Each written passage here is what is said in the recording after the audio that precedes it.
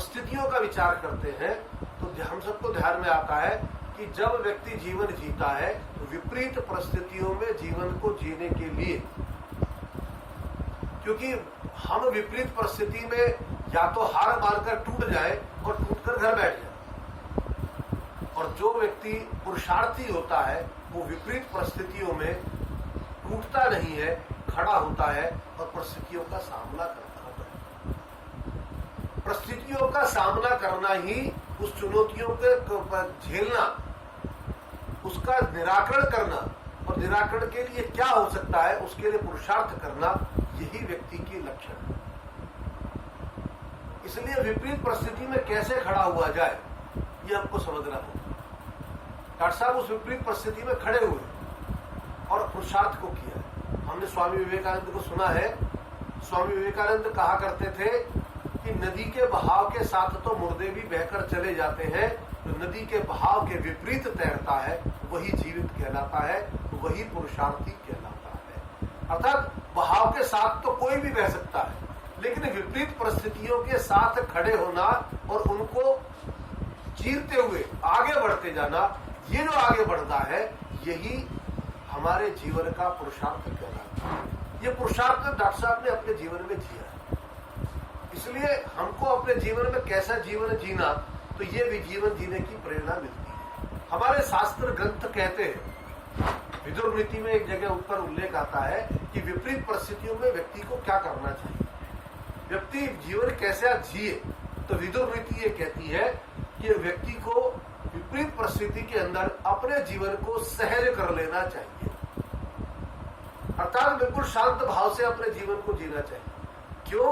क्योंकि जब व्यक्ति शांत नहीं होता है और अशांत होकर के काम करता है तो उस समय पर उसकी बुद्धि कार्य नहीं करती, और बुद्धि के कार्य न करने से उसका विवेक शून्य हो जाता है। विवेक शून्य व्यक्ति अपने जीवन में उस कार्य को प्रारंभ नहीं कर सकता और चुनौतियों का सामना नहीं कर सकता। इसलिए अगर चुनौतियों का सामना करना है तो हमको अपने विवेक को जागृत करना पड़ता है।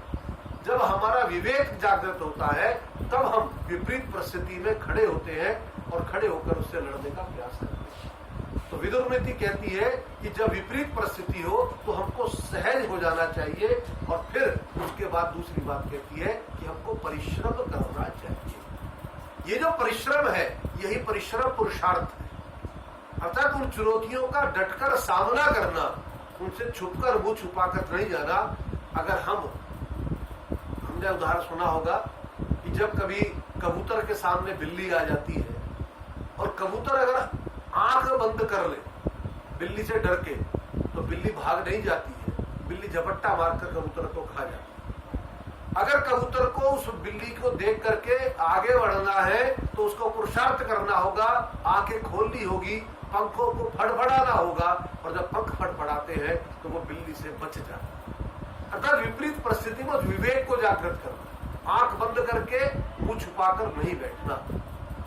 क्योंकि मैं श्री हनुमान जी महाराज की कथा करता हूं तो श्री हनुमान जी महाराज के जीवन में हमको दिखाई देता है कि जिस समय पर भगवान श्री राम के हनुमान जी महाराज किष्किंधा पर्वत के नीचे मिलने जाते हैं, तो नीचे मिलने के बाद में वो सुग्रीव से मित्रता कराने की बात करते हैं। भगवान श्री राम से कहते हैं कि आप सुग्रीव से मित्रता कर लीजिए।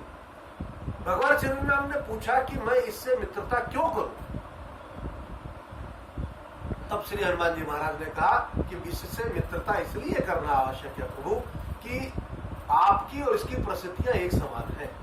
आप भी, आपका जीवन वर्तमान में विपरीत परिस्थितियों से जी रहा है, वनवास में आप जीवन गुजार रहे हैं, उस वनवास में भी आपकी पत्नी का हरण हो चुका है, वो भी वनवास गुजार रहा है, उसकी पत्नी का भी हरण हो चुका है। लेकिन इस विदुर नीति का एक कार्य तो वो करता है कि जीवन में सहज हो गया है,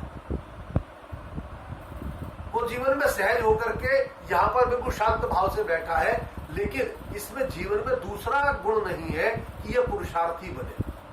इसलिए मैं ये चाहता हूं कि आप इससे मित्रता करेंगे तो ये समझ में आएगा कि विपरीत परिस्थिति में व्यक्ति को कैसे सहज रहना, और उसके बाद भी उनका परिस्थितियों का कैसे सामना करना, ये सामना करना वो सीख जाएगा। और वो परिस्थितियों का सामना सीख जाएगा तो वो इस किष्किंधा पर्वत पर केवल बैठा नहीं रहेगा, वो अपने भाई बाली से सामने जाकर खड़ा हो जाएगा। अर्थात अपने जीवन में विपरीत परिस्थिति में खड़ा हो जाना, ये बड़ी बात है।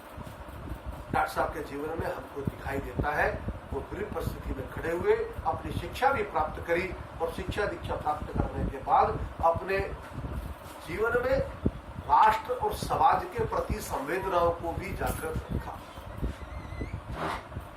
क्योंकि कई बार व्यक्ति पारिवारिक परिस्थिति के कारण से टूट जाता है और समाज और राष्ट्र को भूल जाता है।